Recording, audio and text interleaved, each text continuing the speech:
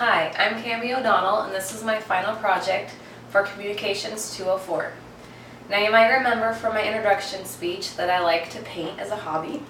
So today I'm going to give you guys a little example of how I like to start out my paintings, and I'll show you some of the paints and other accessories that I use. Here's an example of a finished painting I did a couple years ago of the sunset scene. And here's one I started a couple months ago that still isn't finished. I like to use acrylic paints because they're easier to clean up than oil paints, and I just like the way that they look on canvas. So here's all my paints, and here's all my brushes. I have a lot of different textures and sizes of brushes I like to use. So I'm going to start out by showing you guys how I would paint a blue sky. I like to use different colors when I paint backgrounds. So I already put in my paint in my little paint tray.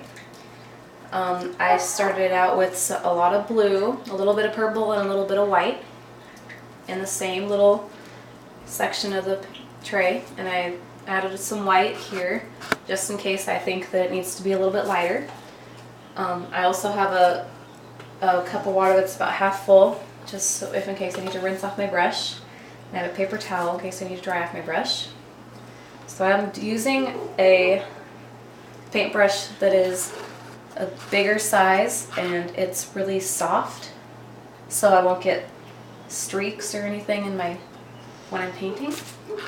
Alright, so I'm just going to start out. I don't want to mix the paints completely because I want there to be different variations when I paint.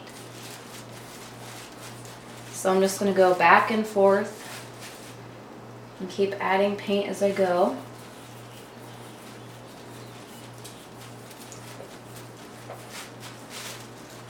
And you can see where it's white, it kind of looks like there could be some clouds there, like not full-on clouds, but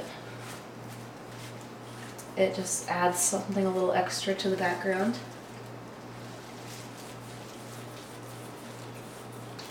And I'm probably only going to go about halfway down because with this painting I'll probably do mountains and trees in the bottom part.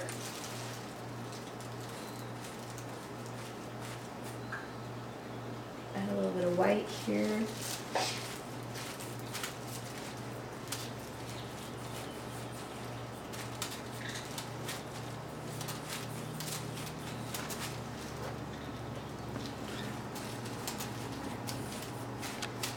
Alright, and that's about all I would do for a blue sky.